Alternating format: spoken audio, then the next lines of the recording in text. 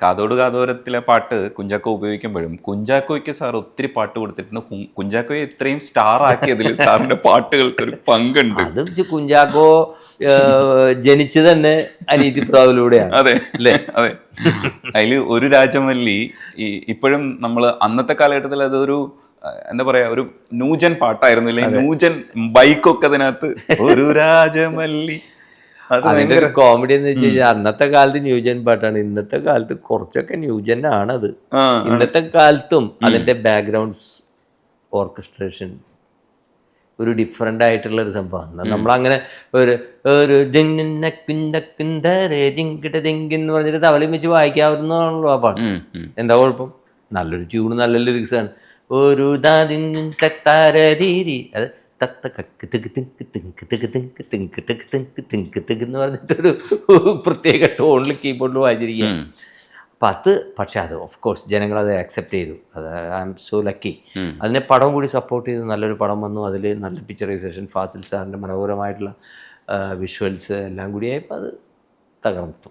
ഓപ്രിയയും ഹിറ്റാണ്. ഇപ്പോഴും നമുക്ക് കാണുമ്പോൾ ഫീൽ ഉണ്ടാകും. ശരിക്കും പറഞ്ഞു കഴിഞ്ഞാൽ അന്ന് ആ പടം ഹിറ്റാക്കിയത് ഓപ്രിയയാണ്. ഓപ്രിയ വാസ് ഭയങ്കര ഹിറ്റാണ്.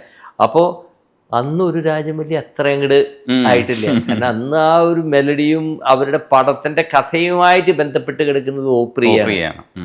കാരണം മൊത്തത്തിലൊരു വിരഹത്തിന്റെ ഫീലാണ് പടത്തിന്റെ ക്ലൈമാക്സ് വരയ്ക്കും. അല്ലേ, ക്ലൈമാക്സിലാണ് സംഭവം തളിർത്തത്. അതുവരയ്ക്കും പ്രശ്നമാണ്. അതിന് ഏറ്റവും പറ്റിയ പാട്ട് ഓപ്രിയാണ്. ആ പടത്തിന്റെ കഥ നമ്മളിൽ ഇങ്ങനെ ഹൃദയത്തിൽ ഇങ്ങനെ ഇങ്ങനെ സഞ്ചരിച്ചുകൊണ്ടൊരു വൈബ് ഉണ്ടാക്കിക്കൊണ്ടിരിക്കുന്ന കാലത്ത് ഓപ്രിയ. പക്ഷേ പിന്നീട് കാലം കഴിഞ്ഞു, പടത്തിൻ്റെ സബ്ജക്റ്റ് മാറി, ആൾക്കാരതൊക്കെ മറന്നു, പടം പഴയതായി. ഒരു രാജമല്ലി വരുന്നു. അത് ഇപ്പോഴത്തെ കാലത്തിന് പറ്റിയ ഒരു പാട്ടാണ്. ബൈക്കിലൊക്കെ പോകുമ്പോൾ പിന്നെ അതിനൊരു ഫാൻസി ഉണ്ടല്ലോ. കുറച്ച് പഴയതായാലും അതൊരു പുതിയതായിട്ട് വീണ്ടും പാടുന്നതിൻ്റെ ഒരു സുഖം.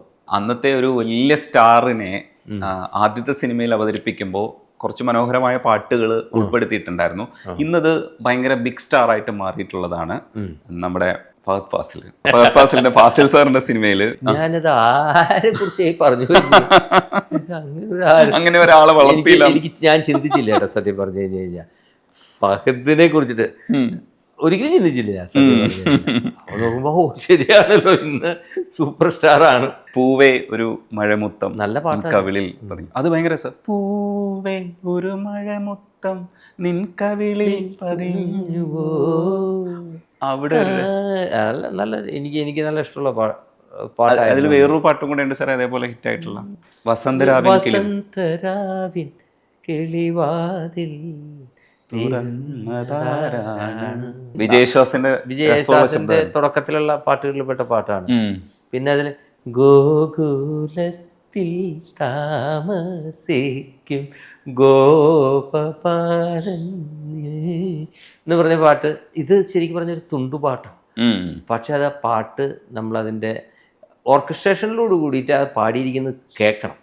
അപ്പോൾ അതിൻ്റെ ഒരു സുഖം, ഭയങ്കര സുഖം കേൾക്കാൻ. അതെ, ഈ വസന്തരാവിൽ തുടങ്ങിയിരിക്കുന്ന ഭയങ്കര രസമാണ്.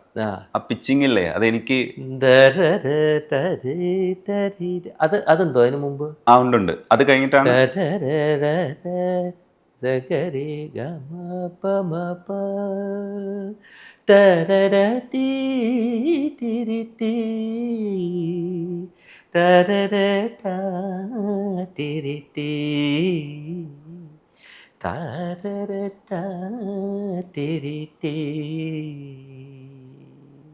ഇത് കഴിഞ്ഞ ബിറ്റ് വരും. ആ ഋതം വന്നിട്ട് വസന്തരാവിൻ എളിവാതിൽ തുറന്നതാരാണോ. ഭയങ്കര രസമുള്ളൊരു നല്ല വരികളും നല്ല ഇതാണ്. അതുപോലെ പിന്നെ പടം വിചാരിച്ച മാതിരി അങ്ങോട്ട് സക്സസ് ആയില്ല. കാരണം നമ്മൾ ആ അനീതി പ്രൊവൊക്കെ കിടന്നിട്ട് ഭയങ്കര ഒരു കോളിളക്കം സൃഷ്ടിച്ചിട്ട് വരുന്ന ഒരു പടമാകുമ്പോൾ ജനങ്ങളെപ്പോഴും ഒരു ചെറിയ കമ്പാരിസൺ കമ്പയർ ചെയ്ത് എവിടേക്കോ പിഴച്ചു താളം തെറ്റിയ ഒരു പടമായിരുന്നു. അല്ലെങ്കിൽ നല്ല പടമായിട്ട് വേണം, നല്ല പടമായി ഹിറ്റായിരുന്നെങ്കിൽ ഈ പാട്ടുകളൊക്കെ സൂപ്പർ ഹിറ്റായിരുന്നു. സർ ഫെസ്റ്റിവൽ സോങ്സിലേക്ക് വരുമ്പോൾ ഷിബുചേട്ടൻ്റെ പേരാണ് എനിക്ക് ആദ്യം പറയാൻ തോന്നുക. കാരണം ഈ തീരം തേടുവോളവും പിച്ചകപ്പൂവും കാവുകൾക്കപ്പുറം, അതേപോലെ അതിൽ തന്നെ അന്തിപ്പൊൻവട്ടം, ഇങ്ങനെ ഒത്തിരി പാട്ടുകൾ വന്നിട്ടുണ്ട്. അതായത് ശരിക്കും പറഞ്ഞു കഴിഞ്ഞാൽ ആഘോഷിക്കാൻ പറ്റുന്ന ഒത്തിരി പാട്ടുകളുണ്ടല്ലോ. ഇപ്പോൾ കണ്ടാച്ചിരിക്കാത്ത കക്കറുമ്പിയെ കണ്ടാലറിയാമോ കാട്ടുപൂവേ കരൽ കണ്ടു, അത് ഭയങ്കര അതിൻ്റെ ഒരു താളമല്ലേ, അങ്ങനെ പോകുന്നില്ലേ. ഇത് മേക്ക് ചെയ്യുമ്പോൾ സമയത്ത് സാറിൻ്റെ ഉള്ളിൽ ഇതേ തരത്തിലുള്ള ഹർഷമായിരിക്കും. നമ്മളിപ്പോൾ കേൾക്കുമ്പോൾ നമ്മളിങ്ങനെ ഇപ്പോഴും ആഗ്രഹിച്ച് ഇങ്ങനെ പാടില്ലേ, അതേ ഹർഷം സാറിന് അത് ഉണ്ടാക്കി കഴിയുമ്പോൾ ഉണ്ടാവുമോ? ഉണ്ടാക്കണ നേരത്തെ ഉണ്ടാവില്ല. ഉണ്ടാക്കണ നേരത്തെ നമ്മളെങ്ങനെ മറ്റുള്ളവരെ അത് ഇത് ഉണ്ടാക്കണം, മറ്റുള്ളവരിൽ എങ്ങനെ അത് ചലനം സൃഷ്ടിക്കണം എന്ന് പറഞ്ഞാൽ നമ്മൾ ഉണ്ടാക്കുകയാണ്. ഉണ്ടാക്കി കഴിഞ്ഞിട്ട് പിന്നീട് ഇത് റെക്കോർഡ് ചെയ്തിട്ട് ഇത് കേൾക്കുമല്ലോ റീപ്ലേ, അപ്പം നമ്മൾ ഭയങ്കരമായിട്ട് ആസ്വദിക്കും. ഭയങ്കരമായിട്ട് കുറച്ച് ദിവസം അത് തന്നെ കേട്ടുകൊണ്ടിരിക്കും. ഹെഡ്ഫോണിലാണ്, വാക്ക്മാനിൽ ഹെഡ്ഫോൺ വെച്ചിട്ട് ഇത് നടക്കുമ്പോഴൊക്കെ ഇങ്ങനെ കേട്ട് ഭയങ്കരമായിട്ട് ആസ്വദിക്കും. പിന്നെ അത് മറക്കും കുറച്ച് കഴിയുമ്പോൾ. ഈ പ്രിയദർശൻ സാറ് പിന്നെ ഈ ഷിബു ചേട്ടൻ ഒരു കോംബോ ഉണ്ട്, ഔസേപ്പ് ബച്ചൻ സാറ്. ആ പടങ്ങളൊക്കെ ആലോചിക്കുന്ന സമയത്ത് ഒരു രസമാണ്, ഒരു ഇളക്കം ഉണ്ടാവണം ഈ പാട്ടുകൾക്കൊക്കെ ഇന്നുണ്ട്. ഇപ്പം അതിൻ്റെ സിറ്റുവേഷൻസ് പറയുമ്പോൾ തന്നെ ഒരു മെലഡിയും ഉണ്ടാവും. പ്രിയദർശൻ സാർ ഭയങ്കരമായിട്ട് പാട്ടുകളെ ആസ്വദിക്കാൻ കൺസീവ് ചെയ്യുന്ന ഒരാളാണ്. അതിന് ഭയങ്കരമായിട്ട് സജഷൻസ് പുഷ് ചെയ്ത് തന്നെ ചിലപ്പോൾ ചില സജഷൻസ് വരും, ചിലപ്പോൾ ചില റെഫറൻസ് വരും. ആ ഒരു കോംബോ ഇല്ലേ, കോംബോയിൽ കുറേ പാട്ടുകളുണ്ട്. അതിനെ പറ്റിയിട്ടൊന്ന് പറയൂ സാർ. ഞങ്ങൾ ചെയ്തിരിക്കുന്നത് വന്ദനം, മറ്റേ മുകുന്ദേട്ട സുമിത്ര വിളിക്കുന്നു, പിന്നെ മുത്തശ്ശി കഥ, മേഘം ചെയ്തിട്ടുണ്ട്, അക്കരെ ചെയ്തു. അക്കരയിലാണ് കുറച്ച് ജിബ്രിഷ് പോലെ സാധനങ്ങൾ. അത് ശരിക്കും ഇൻസ്പയറിംഗ് ആയിരുന്നു അല്ലേ സാർ അത് എടുത്തത്? അത് ഇൻസ്പയറിംഗ് ആകുന്നില്ല. അന്ന് ബേസ് ഗിറ്റാറിസ്റ്റാ അത് പാടിയ ആള്. അത് ഹീസ് ഒറിജിനൽ കെനിയൻ, ജോജോ എന്ന് പറയും. അപ്പോൾ ജോജോ എൻ്റെ കൂടെ അന്ന് ഗിറ്റാർ വായിച്ചിരുന്ന എൻ്റെ കൂടെ എൻ്റെ വെരി ഗുഡ് ക്ലോസ് ഫ്രണ്ട്. ഞങ്ങൾ അത്ര അടുപ്പ്. കാരണം എൻ്റെ ആദ്യകാലത്തെ കാതോരം തൊട്ട് എൻ്റെ കൂടെ കമ്പോസിങ്ങിന് ഗിറ്റാറിസ്റ്റായിട്ട് എൻ്റെ കൂടെ ഉണ്ടായിരുന്നു ജോൺ ആൻ്റണി എന്ന് പറയും. One of the best guitarist in India. Base guitar വായിക്കുന്ന ജോജോ ഉണ്ട്. അപ്പം ഞാൻ വെറുതെ ചുമ്മാ ഇത് ആരും പറഞ്ഞൊന്നുമില്ല കേട്ടോ. എനിക്കിങ്ങനെ വെറുതെ എന്തെങ്കിലുമൊക്കെ ഒരു വെറൈറ്റി വേണം.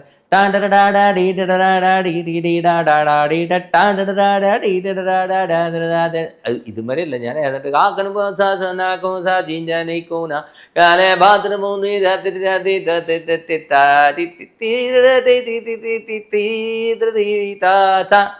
എന്ന് പറഞ്ഞിട്ട് വെറുതെ ഞാൻ പാടി. അപ്പൊ നല്ല രസമാണ് സൗണ്ടിങ്. ഇപ്പൊ ഇങ്ങനെയല്ല, ഇതിപ്പോ നമ്മൾ വേണമെന്ന് വിചാരിച്ചിട്ട് ഒറിജിനൽ അറിയാവുന്നതുകൊണ്ട് നമ്മൾ വേണമെന്ന് വിചാരിച്ച് തെറ്റിപ്പാടുന്ന അങ്ങനെ ഒരു സാധനം പാടി. അപ്പൊ അത് പ്രിയന് വലിയ ഇഷ്ടമായി. ഇത് കൊള്ളാം. അപ്പൊ ഇത് നമുക്ക് ആരെങ്കിലും ഒരാളെ വെച്ചിട്ട് ഡിഫറെന്റ് ഒരാളെ അങ്ങനെ ഇപ്പോൾ മുമ്പിൽ ആളിരിക്കുന്നുണ്ട്, ഇത് ബേസ് ഗിറ്റാർ. പുള്ളിയുടെ ഇതിന് നീ വല്ല വരികളും നിങ്ങളുടെ ഭാഷയിലേക്ക് there is a meaning for that. It's not വെറും ജിബ്രീഷ് അല്ല അത്, ഒറിജിനൽ മീനിങ് ഉള്ളതാണ്. അതിന് അർത്ഥമുണ്ട്. എന്താണ് അതിന്റെ അർത്ഥം ചോദിച്ചു കഴിഞ്ഞാൽ നമ്മൾ ചിലപ്പോൾ അടി കിട്ടും. അതൊന്നും എനിക്ക് അറിഞ്ഞൂടാ. അത് ജോജോനോട് ചോദിക്കണം, അയാൾ പറ്റും പോയി. അപ്പൊ ജോജോ അത് ഉണ്ടാക്കി പാടി. അത് പ്രിയന് ഭയങ്കര ഇഷ്ടമായി. പുള്ളീനെ തന്നെ വെച്ചിട്ട് അത് പിക്ചറൈസ് ചെയ്യുകയും ചെയ്തു. വിഷ്വലി ചെയ്ത് പുള്ളിയാണ് അത് പാടുന്നത്. So that's it. ഞാൻ ആദ്യം പറഞ്ഞതുപോലെ യവനകഥയിൽ നിന്ന് വന്ന ഇടയ കന്യക എന്ന് പറയുന്ന പാട്ട് ഡിഫറെൻ്റ് ആയിട്ടുള്ള പാട്ടാണ്. ഇപ്പം ഇത്രയും താളമുള്ള രസമുള്ള പാട്ടുകൾ ഉണ്ടാക്കുമ്പോഴും ഇപ്പോൾ കവിളിനയിൽ പോലെയുള്ള ഫാസ്റ്റ് ആയിട്ടുള്ള ഭയങ്കര ആൾക്കാരെ രസിപ്പിക്കുന്ന പാട്ട് ഉണ്ടാക്കുമ്പോഴും ഈ യവനകഥയിൽ ഒരുപാട് കാലം എക്സിസ്റ്റ് ചെയ്യുമെന്ന് ഞാൻ വിശ്വസിക്കുന്ന ഒരു പാട്ടാണ്. ആ പാട്ട് അത്രയും നന്നാവാനുള്ള കാരണം എന്താണെന്ന് അത് നന്നായി പോയി. നമ്മുടെ കയ്യിലല്ലല്ലോ അത്. പിന്നെ ഓഫ് കോഴ്സ് അതിൻ്റെ ഒരു വിധി അതാണ്. പിന്നെ ഷിബു ഞങ്ങൾ തമ്മിലുള്ള ആ ഒരു ചർച്ചയുണ്ടല്ലോ, ആ ഒരു ബന്ധത്തിൻ്റെ പേരിൽ. കാരണം എന്ന് വെച്ച് കഴിഞ്ഞാൽ ഷിബുവിൻ്റെ കൂടെ ഷിബുവിൻ്റെ വരികളിലേക്ക് ഞാനും വളരെയധികം ശ്രദ്ധിച്ച് ഇങ്ങനെ നമ്മൾ നമ്മുടേതായിട്ടുള്ള അഭിപ്രായങ്ങൾ പറയാം. അതേപോലെ എൻ്റെ ട്യൂണിലും ഷിബുവിൻ്റെ കോൺട്രിബ്യൂഷൻ ഒരുപാട് വരും. അങ്ങനെയുള്ള ഒരു രണ്ടുപേരും തമ്മിലുള്ള ഒരു എന്താ പറയുക, ആ റിലേഷൻഷിപ്പിൽ നിന്നാണ് ഇത് വരുന്നത്. ആൻഡ് അത് വളരെ സ്നേഹബന്ധത്തോട് കൂടിയിട്ടുള്ള ഒരു റിലേഷൻഷിപ്പാണ് നല്ലത് പറയുന്നത്. അപ്പം അതുകൊണ്ടൊക്കെ ആ പാട്ടുകളൊക്കെ നന്നായി തന്നെയാണ് ഞാൻ വിചാരിക്കുന്നത്. ഈ ഭദ്രൻ സാറിൻ്റെ കാര്യം പറഞ്ഞപ്പോൾ ഒളിമ്പ്യൻ അന്തോണിയാദത്തിൽ ഏയ് ചുമ്മാ ചുമ്മാ കരയാതടോ എന്ന് പറയുന്ന ഒരു സാധനോട് സിമ്പിളായിട്ട് തുടങ്ങിയിട്ടുള്ള ഒരു സാധനമാണ്. അത് ഭദ്രൻ സാറിൻ്റെ തന്നെ സജഷൻ ആയിരിക്കും അല്ലേ, അങ്ങനെ തുടങ്ങിയാൽ മതി എന്നുള്ളത്? ഒരു സജഷനും ഇല്ല, ഒറ്റ സജഷൻ ഉണ്ടായിരുന്നു. വർത്താനം പറയുന്ന പോലെ ഒരു പാട്ട് വേണം, ഓ ആശ്വസിപ്പിക്കുന്ന പോലെ. ഉം.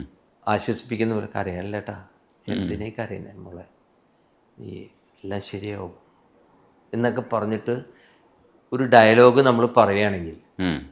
അതിൻ്റെ അപ്പുറത്തേക്ക് ട്യൂണായിട്ട് പാട്ടായിട്ട് അത് വലിയ കാര്യമായിട്ട് ഒരു പാട്ടിൻ്റെ സ്വഭാവം ഉണ്ടാവാൻ പാടില്ല. ഭയങ്കര ടെൻഷനായിരുന്നു എനിക്കും മറ്റേ ഗിരീഷിനും. ഉം. ഉം. എന്തെഴുതുക, അപ്പം ഇങ്ങേരെ കുറിച്ച് പറഞ്ഞു കേട്ടുള്ളൂ, ഒരു ഭയങ്കര പുലിയാണ്. പാട്ട് ഉണ്ടാക്കുന്ന കാര്യത്തിലൊക്കെ നമ്മളെ ശരിക്കും പിടിക്കും, കുടഞ്ഞിടും നമ്മൾ. അപ്പം അത് കേട്ടിട്ടാണ് ഇത് ഗിരീഷ് വന്നിരിക്കുന്നത്. പുലിമടയിലേക്കാണല്ലോ നമ്മൾ കയറിയിരിക്കുന്നത് ഔസേപ്പിച്ചെന്നൊക്കെ പറഞ്ഞിട്ട് പുള്ളിയുടെ മുറുക്കാനൊക്കെ മുറുക്കി ഹ്യൂമറസ് ആയിട്ട് പുള്ളി അതൊക്കെ അവതരിപ്പിച്ചിട്ടാണ് വരുന്നത് തന്നെ. അതിനിടയ്ക്കാണ് ഈ ബാക്കി ആദ്യത്തെ പാട്ട് നല്ല രസമായിട്ട് പോയി. 2 പാട്ട് മറ്റേ കൊക്കിക്കുറുകിയും പിന്നെ നിലാപ്പ ഇതിലേക്ക് നന്നായിട്ട് പോയി. പക്ഷെ ഇത് ഇത്തിരി ചലഞ്ചാണ്. അങ്ങനെ പിന്നെ ഞാൻ അത് പലപ്പോഴും പറഞ്ഞിട്ടുള്ളതാണ്. ഞാൻ വളരെ കാഷ്വലായിട്ട് എൻ്റെ വൈഫ് ഞങ്ങൾ കാറിൽ യാത്ര ചെയ്യുന്ന നേരത്ത് എനിക്ക് പെട്ടെന്ന് കാറ് വന്ന് വീടിൻ്റെ മുമ്പിൽ നിർത്തി ഇറങ്ങാനായിട്ട് തോന്നുന്നത് ഒരു സെക്കൻഡ് നിൽക്കാൻ പറഞ്ഞു. എന്നിട്ട് നീ എൻ്റെ മുഖത്തേക്ക് നോക്കാൻ പറഞ്ഞ മുതൽ ഹേയ് ഹേയ് ചുമ്മാ ചുമ്മാ കരയാതെടോ, തഞ്ചി കൊഞ്ചിച്ചിരിക്കാമെടോ, ഇനി എന്തിനാണ് പിണക്കം, എല്ലാം മറക്കാമെടോ. ഇത് ഞാൻ just as it is with this lyrics ഞാൻ മറിയയുടെ അടുത്ത് പാടുകയാണ്. അവളുടെ ഫേസിൽ കണ്ണീന്നൊക്കെ വെള്ളം വന്ന് പെട്ടെന്ന്. ഇതിപ്പോൾ നമുക്കറിയാം ഇത് എന്താണെന്നുള്ളത്, പാട്ടും അറിയാം, ഈ സിറ്റുവേഷനും അറിയാം. പക്ഷെ അന്ന് അത് ഇറ്റ് വാസ് എ ഷോക്കിംഗ്. അപ്പോൾ എനിക്കിതിൽ എന്തുകൊണ്ട് ഞാൻ ഉടനെ ഡയറക്ടറെ വിളിക്കുന്നു. അപ്പോൾ ആ തുടക്കത്തിലൊക്കെ ഞാനത് മെയിൻറ്റെയിൻ ചെയ്തു. ഹേയ് ഹേയ് ചുമ്മാ വർത്താനം പറയുന്ന പോലെയല്ലേ, അത് കഴിഞ്ഞിട്ട് പാടിയില്ലെങ്കിൽ ഹേയ് ഹേയ് ചുമ്മാ ഇന്ന് പറഞ്ഞു കഴിഞ്ഞാൽ വർത്താനം പറയുന്നതാണ്. കരയാതെടോ, അതും കുറച്ചൊക്കെ വർത്താനമാണ്. ഹേയ് കുറച്ചും കൂടി ശബ്ദം ഉയർത്തി പറയാണ്. തഞ്ചി കൊഞ്ചി ചിരിക്കാമെടോ എന്ന് പറയുന്ന ലാഘവത്തോടു കൂടിയിട്ടാണ്. പക്ഷേ അതിന് ചെറിയൊരു പിച്ചിങ് വന്നപ്പോൾ ഹേയ് ഹേയ് ചുമ്മാ ചുമ്മാ കരയാതെടോ സംഗതിക്ക് വന്നു. പാട്ട് പാടിയപ്പോൾ ആദ്യം ഉണ്ടാക്കിയപ്പോൾ അതൊന്നുമില്ല. തഞ്ചി കൊഞ്ചിച്ചിരിക്കാമെടോ, പിന്നെ ട്യൂൺ വന്നു. ഇനി എന്ത്, അതും ആ ലിറിക്സിന് ഇനി എന്തിനാണ് പിണക്കം, എല്ലാം മറക്കാമെടോ. ഈ ഡിഫറെന്റ് ജോണേഴ്സിൽ പാട്ട് ഉണ്ടാക്കുമ്പോൾ നമുക്ക് ഭയങ്കര റിഫ്രഷ്ഡ് ആവും, നമ്മൾ തന്നെ ഒന്ന് മാറും. I love that. എനിക്ക് ഈ സ്ഥിരം ട്യൂണുകളും സ്ഥിരം പാട്ടുകൾ വരുന്നതോട് എനിക്ക് താല്പര്യമില്ല. എൻ്റെ ഈവൺ ദ BGMs എത്ര പാട്ടുകൾ ഞാൻ ചെയ്തത്. ഇപ്പം ഞാൻ ഇനിയിപ്പോൾ ഇതൊക്കെ പറഞ്ഞുകൊണ്ട് കുഴപ്പമില്ലല്ലോ. ഓരോ BGM ഉണ്ടാക്കുന്നതിന് വേണ്ടി എന്തുമാത്രം ആലോചിച്ച് അത് ഡിഫറെൻ്റ് ആക്കണം. അല്ലാണ്ട് വെറുതെ സിസ്റ്റമാറ്റിക് ആയിട്ട് ഒരു 4 ബാർ സിത്താർ, 4 ബാർ ഫ്ലൂട്ട്, അത് കഴിഞ്ഞാൽ വീണ, അത് കഴിഞ്ഞാൽ തബലയുടെ ഒരു പെരുക്ക്, പാട്ട്. ഇങ്ങനത്തെ ഒരു ഫോർമാറ്റ് എനിക്കിഷ്ടമേ അല്ല. അങ്ങനത്തെ ഫോർമാറ്റിൽ ഒരുപാട് സൂപ്പർ ഹിറ്റ് പാട്ടുകൾ ഉണ്ടായിട്ടുണ്ട്, അതിനെ കുറ്റം പറയുകയല്ല ഞാൻ ചെയ്യുന്നത്. പക്ഷേ എനിക്കത് ഇഷ്ടമല്ല. എൻ്റെ അനിഷ്ടം പറയാലോ. അത് കേൾക്കുന്നതും അന്നത്തെ പാട്ടുകളും എനിക്കിഷ്ടമാണ്. പക്ഷേ അന്ന് ഒരുപാട് നല്ല ബാക്ക്ഗ്രൗണ്ട്സോട് കൂടിയിട്ട് പാട്ടുകളൊക്കെ വന്നിട്ടുണ്ട്. പക്ഷേ പൊതുവിൽ ഞാൻ പറയുന്നത് പാട്ടുണ്ടാക്കുമ്പോൾ ബാക്ക്ഗ്രൗണ്ടിനെ കുറിച്ചിട്ട് ആൾക്കാർ, പാട്ടാണ് മെയിൻ, ബാക്ക്ഗ്രൗണ്ട് ചുമ്മാ ഫില്ല് ചെയ്തിട്ട് അങ്ങോട്ട് വിട്ട് 4 ബാർ സിത്താർ, 4 ബാർ ഇങ്ങനെ കാഷ്വലായിട്ട് ഞങ്ങൾ പറയും. മ്യൂസിഷ്യൻസ് ഇപ്പോൾ ഒരു അസിസ്റ്റൻ്റ് ഉണ്ടെങ്കിൽ അസിസ്റ്റൻറ്റിനോട് പറയാം അതേടാ. അപ്പോൾ ബാക്ക്ഗ്രൗണ്ട് അതിപ്പോൾ നോക്കി ഇൻസ്ട്രുമെൻറ്റ്സ് നോക്കും, ചുറ്റും നോക്കും, സിത്താറുണ്ട്, ഫ്ലൂട്ടുണ്ട്, ഇതുണ്ട്. ആദ്യം ഇത് കഴിഞ്ഞ വഴിക്ക് പിന്നെ ഓഫ് കോഴ്സ് അതിന് മാച്ചായിട്ടുള്ളൊരു ട്യൂണൊക്കെ തന്നെയാണ് ഉണ്ടാക്കുക എന്നറിയാം. ഒരു 4 ബാർ ഫ്ലൂട്ട്, അത് കഴിഞ്ഞാൽ 4 ബാർ സിത്താറ്, പിന്നെ ഒരു ചെറിയൊരു തീരുമാനം തബലയിൽ വന്നിട്ട് പാട്ട് തുടങ്ങാമെന്ന് പറയും. ഈ പരിപാടി എനിക്കില്ല. എൻ്റെ ആദ്യത്തെ പടത്തിൽ തന്നെ നിങ്ങൾ ശ്രദ്ധിച്ചോ, നീയൻ സർഗ സൗന്ദര്യം എടുത്തു. അതിൻ്റെ തുടക്കത്തിൽ പിന്നെ ആ പാട്ട് വയൽ മാച്ച്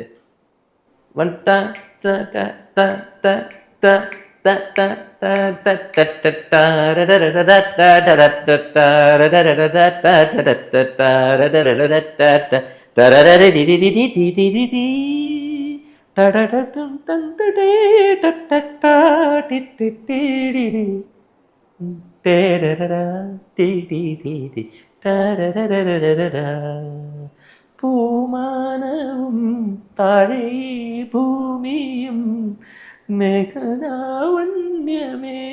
ഭയങ്കര പിച്ചായി പോയി പാടിയപ്പോൾ, ആവേശം മുതൽ. അതാണ്. അല്ല, ഞാൻ പറഞ്ഞത് എങ്ങനെ, ഞാൻ ആദ്യത്തെ തൊട്ട് എനിക്ക് അങ്ങനെ എൻ്റെ BGMs I wanted it to be different. എൻ്റെ തന്നെ പാട്ടിൻ്റെ ഒരു BGM റിപ്പീറ്റ് ചെയ്യുന്നത് പർപ്പസിൽ ചിലപ്പോൾ ചെയ്യും. ചില പർപ്പസ് ഉണ്ടാവും, അതിനൊരു സാഹചര്യം ഉണ്ടാവും, അത് റിപ്പീറ്റ് ചെയ്യേണ്ട ഒരു ആവശ്യം. ഇപ്പോൾ അത് അങ്ങനെ പറയുകയാണെങ്കിൽ ഏതോ ഒരു പാട്ടിലുണ്ടല്ലോ, മറ്റേ നമ്മുടെ പഴയ പാട്ട് എനിക്ക് ഭയങ്കര ഇഷ്ടമാണ്, സലിൽ ചൗധരിയുടെ പാട്ട്.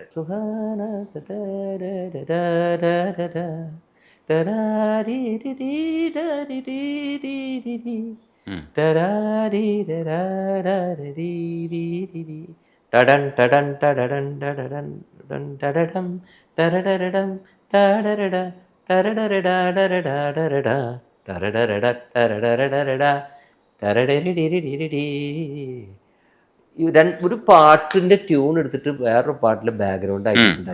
അല്ല, ഞാൻ പറയുന്നത് അങ്ങനെ വല്ലപ്പോഴും ചെയ്തിട്ടുണ്ടെങ്കിലേ ഉള്ളൂ എന്ന് ഞാൻ പറഞ്ഞു. ഇപ്പോൾ പാതിരാമഴയായാലും അതിൻ്റെ BGMs ഒക്കെ കണ്ടില്ല, ഒരു സിസ്റ്റമാറ്റിക് BGM ആയിരിക്കില്ല. അതേപോലെ ഇപ്പോൾ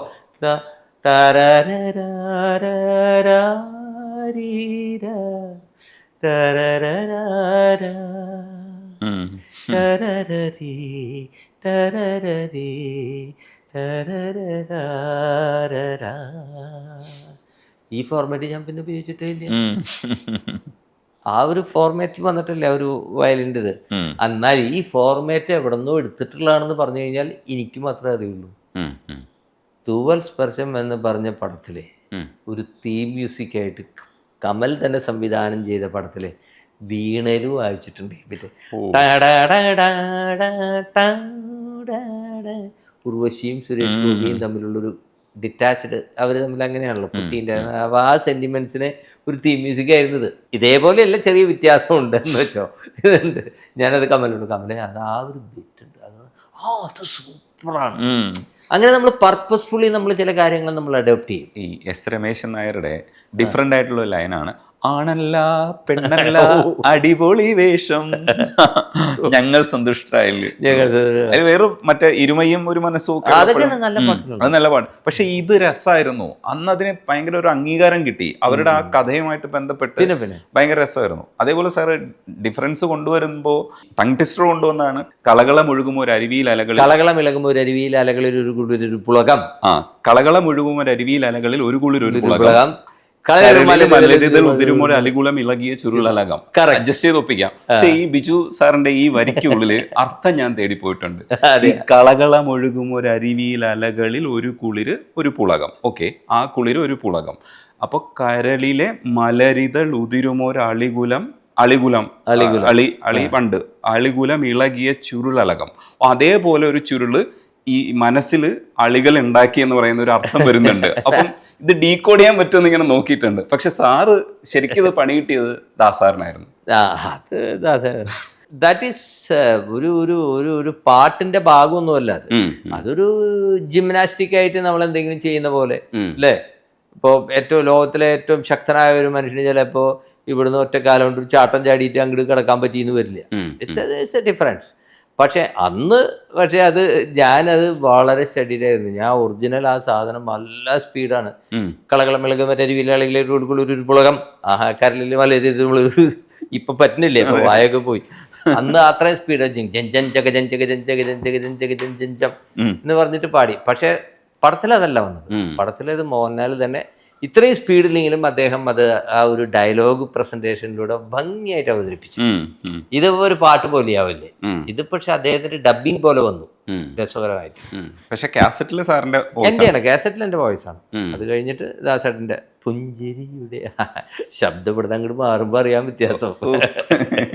ഈ ചില സമയമൊക്കെ ദാസാറിനെ കൊണ്ട് റെക്കോർഡ് ചെയ്യിച്ച് കേട്ട് കഴിയുമ്പോൾ ഒരു അനുഭവം ആയിരിക്കില്ലേ, അതൊരു സുഖം. ഹെഡ്സെറ്റ് ഒക്കെ വെച്ച് നമ്മൾ ആസ്വദിക്കുന്ന സമയത്ത് സാർ എപ്പോഴെങ്കിലും ഒക്കെ അത് വിചാരിച്ചിട്ടുണ്ടോ? ഓ, ഈ മനുഷ്യൻ ഇത് പാടിക്കഴിഞ്ഞപ്പോൾ ഇത്രയും മാറില്ലേ? ഇപ്പൊ യവന കഥയിൽ ഞാൻ പറഞ്ഞില്ലേ, അത് തന്നെ ആ പാട്ട് കേൾക്കുമ്പോൾ നമുക്ക് മനസ്സിലാവും ഈ മനുഷ്യൻ ഇല്ലായിരുന്നെങ്കിൽ എന്ത് ചെയ്യുമായിരുന്നു ആ പാട്ടിന് അത്രയും ഭാവം കൊടുക്കാൻ വേണ്ടിയിട്ട്. ഒരിക്കലും നമുക്ക് ചിന്തിക്കാൻ പറ്റൂല. അത് ആ ശബ്ദത്തിൽ തന്നെ കേൾക്കണം, ആ ശബ്ദത്തിൽ, ആ ഭാവത്തിൽ. അതിലൊന്നും ദർ ഈസ് നോ, വേറെ പകരം വെക്കാനില്ല എന്ന് തന്നെ പറയും. മ്യൂസിക് ഡയറക്ടേഴ്സ് ഇപ്പോൾ ആഘോഷിക്കപ്പെടുന്നത് പലപ്പോഴും ഇൻസ്റ്റയിലാണ്. ഇൻസ്റ്റയിൽ ചില പാട്ടുകൾക്ക് തിരിച്ചുവരവുണ്ട്. പല പാട്ടുകളും ഭയങ്കരമായിട്ട് ഹിറ്റ് ആവാറുണ്ട്.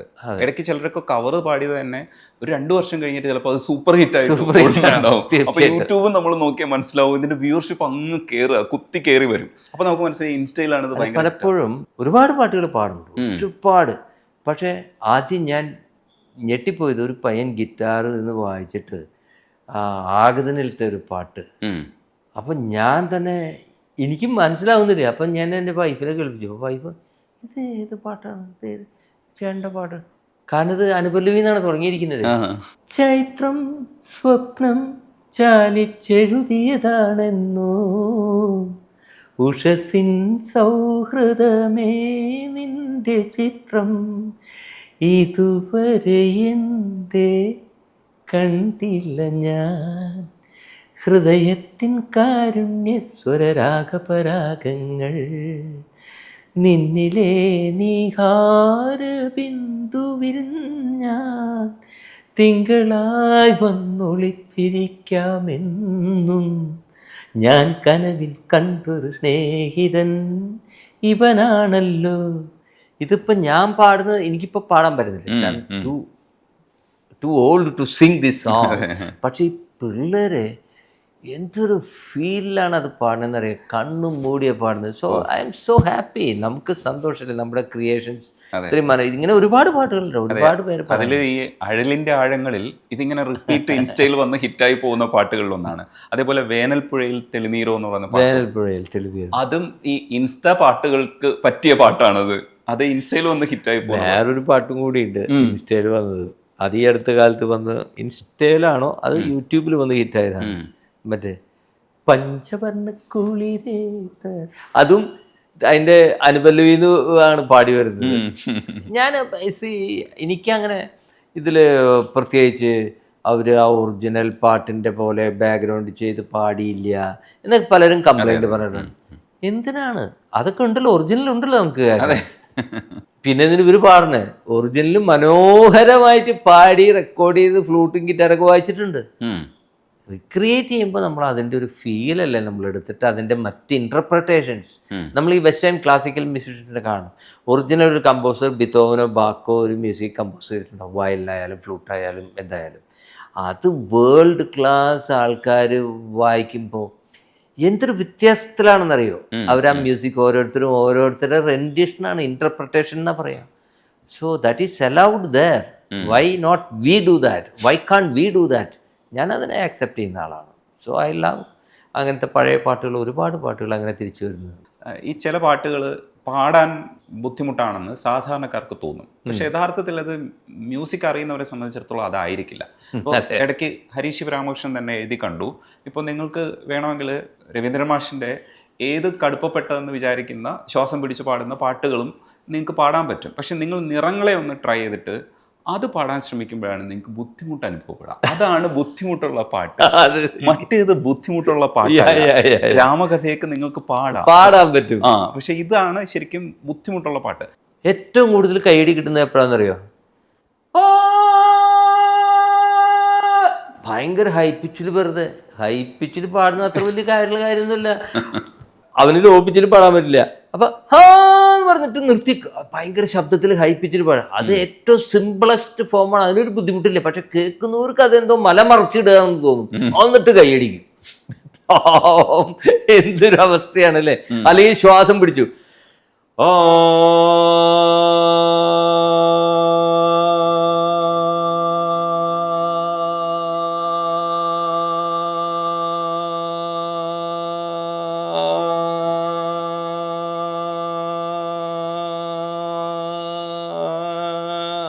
ഇതിന്റെ ഇരട്ടി ഞാൻ പിടിക്കുമായിരുന്നു. ഇങ്ങനെ ഇതൊരു കഴിവല്ലല്ലോ, ഇത് നമ്മുടെ ഒരു ശാരീരികമായിട്ടുള്ള ഒരു കപ്പാസിറ്റിയാണത്. അതൊരു സംഗീതപരമായിട്ടൊരു കഴിവില്ല അതിൽ. ഈ കയ്യിൽ പാടുന്നതിനും ഈ ശ്വാസം നീട്ടിപ്പിടിച്ച് ഒരൊറ്റ ശ്വാസത്തിൽ നിർത്താണ്ട് നിർത്തി കയ്യടി വാങ്ങിക്കുന്നു. അത് കയ്യടി വാങ്ങിക്കാൻ വേണ്ടി അങ്ങനെ പാടരുതെന്ന് ഞാൻ പറയും. That's bad.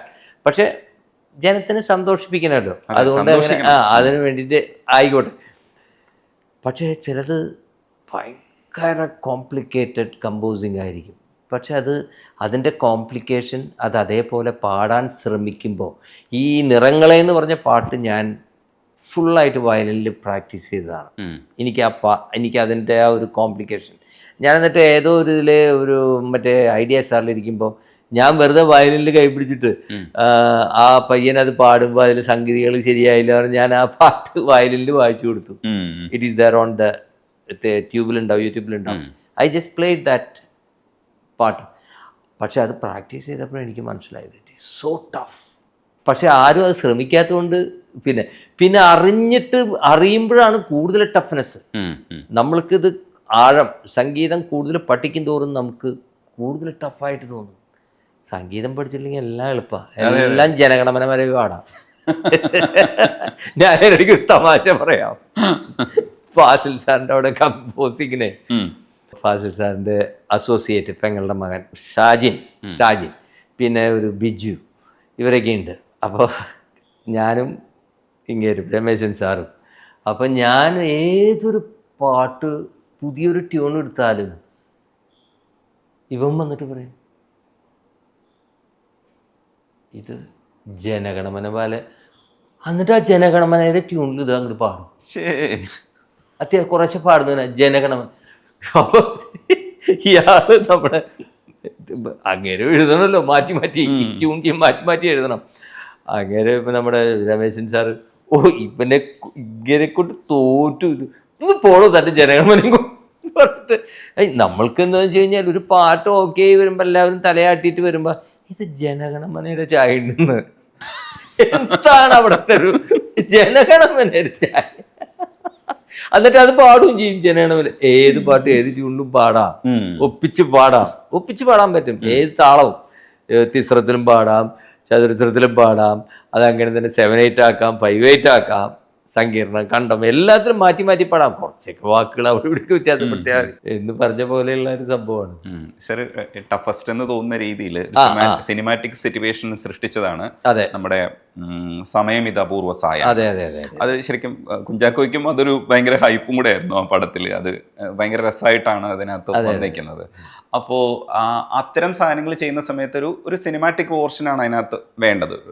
ഇങ്ങനെ ഒരു താളം ഇങ്ങനെ ചടുലതയൊക്കെ. അതായത് ആക്ച്വലി ശബ്ദം പാട്ട് പാടിക്കൊണ്ടിരിക്കുക ശബ്ദം നിന്നുപോയ ഒരുത്തന് ശബ്ദം തിരിച്ചെടുക്കാൻ വേണ്ടിയിട്ട് ചെയ്യുന്ന ഒരു വലിയൊരു സംഭവമാകണം. ഈ വലിയ സംഭവം അവിടെ വേറെ എന്തെങ്കിലും ചെയ്താലും ആവും. എന്തെങ്കിലുമൊക്കെ ഒരു കസർത്ത് കാട്ടിയാൽ ശബ്ദം തിരിച്ചു വരാം. അല്ലെങ്കിൽ ജനങ്ങൾക്ക് അത് ശബ്ദം തിരിച്ചു കിട്ടാൻ മാത്രം പര്യാപ്തമായിട്ടുള്ളൊരു സാധനമാണ് പാടിയെന്ന് തോന്നാം.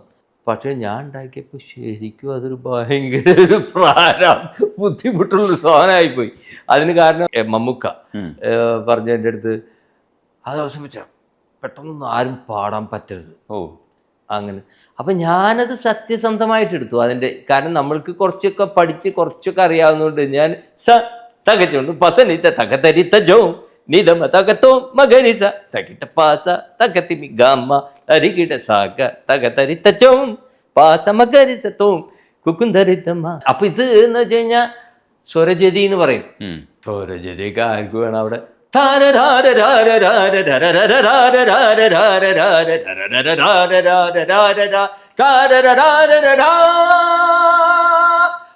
ചാക്കോച്ചൻ 10 വായുകൊണ്ട് സംസാരിക്കും. ഇങ്ങനെ ഒരു സാധനം അവിടെ ഉണ്ടാക്കി ഇത്രേ വേണ്ടു അവിടെ. അതിന് പകരം തകച്ചുണ്ട് പസനി തകതരിത്തജവും. ഇതിൽ വരെ ഡിവിഷൻ. ഒരാളിത് പാടുന്നു സ, ഒരാള് തകച്ചോണു ലാല് തകതരി സ തകച്ചോണു. അപ്പൊ പസനിത തകതരിത്തജവും. അങ്ങനെയൊന്നും ഡിവൈഡ് ചെയ്യാൻ ചിന്തിക്കേ വേണ്ടത് പറ്റില്ല. അത് പിന്നെ രണ്ടുപേരും കൂടിയിട്ട് എന്തോ എഫക്റ്റീവ്. പക്ഷെ ആ പാട്ടിൽ അത് നല്ലൊരു എലമെന്റാണ്. നല്ല ആദ്യമായിട്ടാണ് ഒരു സ്വരജതി മലയാള സിനിമയിൽ വന്നതെന്ന് എനിക്ക് തോന്നുന്നത്. സ്വരജതി ആയിട്ട് വന്നിട്ടുണ്ടായിരുന്നു. പിന്നീടൊക്കെ വന്നിട്ടുണ്ടെന്ന് തോന്നുന്നു. പിന്നീട് പലരും ചെയ്തിട്ടുണ്ട് സ്വരജതി.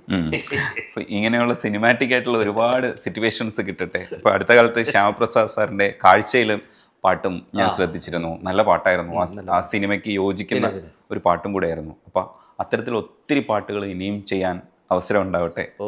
ദൈവാനുഗ്രഹം പോലെ എല്ലാം നടക്കും. അതെ, തീർച്ചയായിട്ടും. ഇത്രയും നന്നായിട്ട് പാടി തന്നെ സാർ എല്ലാം എക്സ്പ്ലെയിൻ ചെയ്തപ്പോൾ എനിക്ക് ഭയങ്കര സന്തോഷമാണ്. എനിക്ക് പാടാനൊന്നും അങ്ങനെ എന്താ പറയാ, പഴയ പോലെ ഒരുപാട് പണികൾ തലയിലേക്ക് എടുക്കുന്നുണ്ട്. എൻ്റെ മെയിൻ പ്രോബ്ലം എന്ന് വെച്ച് കഴിഞ്ഞാൽ, പണ്ട് ഒരു പടം ചെയ്യാൻ ഒരു പാട്ട് ചെയ്യാൻ നമുക്ക് 2 ദിവസം മതി. ഇന്ന് എനിക്ക് 1 മാസം വേണം. കാരണം എല്ലാ പണിയും ഞാനാണ് ചെയ്യുന്നത്. അതിൻ്റെ ഫൈനൽ മിക്സ്, മാസ്റ്ററിങ് മിക്സ് എന്ന് പറഞ്ഞിട്ടാണ് നമ്മളൊരു എൻജിനീയറെ ഏൽപ്പിക്കുന്നത്. അത് ഒരു ടെക്നിക്കലായിട്ടൊരു ഫൈൻ ട്യൂൺ ചെയ്യാൻ. അപ്പോൾ അത്രയും ദൂരം നമ്മൾ ഈ സാധനം ഡെയിലി ഇരുന്നിട്ട് പിന്നെ ഇതിന് ഇമ്പ്രൂവ് ചെയ്യണം എന്നുള്ള മനസ്സിലൊരാഗ്രഹം. അപ്പോൾ അതുകൊണ്ട് നമ്മുടെ കമ്മിറ്റ്മെൻറ്റ് ഫുൾ അതിലാണ്. ഫുൾ ടൈം കാലത്തെ എനിക്കിപ്പോൾ 6 മണിക്ക് എനിക്ക്, ചിലപ്പോൾ 5:30 എനിക്ക് എന്നിട്ട് കഴിഞ്ഞാൽ നേരെ സ്റ്റുഡിയോയിൽ പോകും. അല്ലെങ്കിൽ നടക്കും 1 മണിക്കൂർ. നടന്നു കഴിഞ്ഞാൽ പിന്നെ വന്ന് കിടന്ന് ഉറങ്ങാനൊക്കെ പറയും വൈഫ്. ഉറങ്ങേണ്ട സമയം നേരത്തെ കഴിഞ്ഞിട്ട്, ഇപ്പോൾ രാത്രി 12 മണിക്ക് കിടന്നിട്ട് 4:30 5 മണിക്ക് കഴിഞ്ഞിട്ട് കഴിഞ്ഞാൽ 4 മണിക്കൂറല്ലേ ഉറങ്ങാൻ കിട്ടുന്നുള്ളൂ. അപ്പം നടന്നോ, നല്ലതാണ്. നടന്നിട്ട് വീണ്ടും വന്ന് ഉറങ്ങിക്കൂടെ. മനസ്സിൽ മുകളിലേക്ക് പോയാലാണ് എനിക്ക് എനർജിയും സന്തോഷവും. അപ്പം അതിനവിടെ പോകും. അപ്പം അങ്ങനെ ചെയ്ത് ഇപ്പോൾ ആൾക്കാർ പെട്ടെന്ന് വയലിൻ വായിക്കാൻ പറഞ്ഞാൽ എനിക്ക് പറ്റില്ല. കാരണം ഐ ഡോണ്ട് ടച്ച് വയലിൻ വായിക്കണമെങ്കിൽ അറ്റ്ലീസ്റ്റ് ഒരാഴ്ച ഞാനത് പ്രാക്ടീസ് ചെയ്യണം. അങ്ങനെ എളുപ്പം നടക്കുന്ന, ഇപ്പം നടക്കാൻ നമുക്ക് പറ്റുന്നുണ്ട്. നമ്മൾ ഡെയിലി നടക്കുന്നുണ്ടല്ലോ. പാട്ട് പിന്നെയും പാടാം. കാരണം നമ്മൾ സംസാരിക്കുന്നത് ഇവിടെ എക്സസൈസാണ്. ഡെയിലി നമ്മൾ മിണ്ടാതിരിക്കുന്നില്ലല്ലോ. അപ്പം അതുകൊണ്ട് എന്തെങ്കിലും. പക്ഷെ വയലിൻ അങ്ങനെ വായിക്കാൻ പറ്റില്ല. പക്ഷെ പാട്ടിനുമുള്ള പ്രശ്നം എന്താണെന്ന് വെച്ച് കഴിഞ്ഞാൽ എനിക്കതൊന്നും കോൺസെൻട്രേറ്റ് ചെയ്യാൻ പറ്റുന്നില്ല. ഇപ്പം നമ്മൾ തമ്മിലിപ്പോൾ സംസാരിക്കുമ്പോഴും മേലെ എൻ്റെ സ്റ്റുഡിയോയിലുള്ള പണിയുടെ ബാലൻസിൻ്റെ ഒരു ക്രിയേഷൻ ഇവിടെ കിടന്ന് നടക്കുന്നുണ്ട് കേട്ടോ. റീ റെക്കോർഡിങ് നടക്കുന്നുണ്ട് ഇവിടെ. So that is basically the problem. പിന്നെ നിങ്ങൾ വന്നു ആ ഒരു it's A fun and you are doing it's very nice. കാരണം പാട്ടിനെ കുറിച്ച് ഇത്രയും നന്നായിട്ട് മനോഹരമായിട്ട് വരികൾ ഓർത്ത് വയ്ക്കുക, എല്ലാ പാട്ടുകളും ഓർത്തിരിക്കുക, ഇതൊക്കെ ഒരു കലയാണ്. അതൊക്കെ you are blessed for that.